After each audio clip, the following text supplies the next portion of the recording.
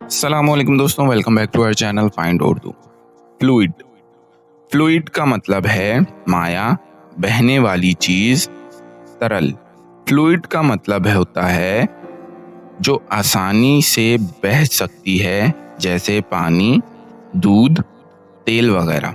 Science में fluid उन substances को कहा जाता है जो सॉलिड नहीं होते और जिनका शेप उनके कंटेनर के मुताबिक बदल जाता है, जैसे लिक्विड्स और गैसेस।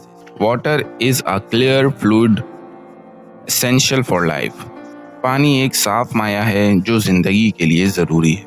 तो दोस्तों, फ्लूइड का मतलब है बहने वाली चीज, जैसे पानी या तेल, जो सॉलिड ना हो और कंटेनर के शेप के मुताबिक ढल जाए। उम्मीद है आपको फ्लूइड का मतलब समझ में आ गया होगा। मिलते हैं नेक्स्ट वीडियो में। शुक्रिया।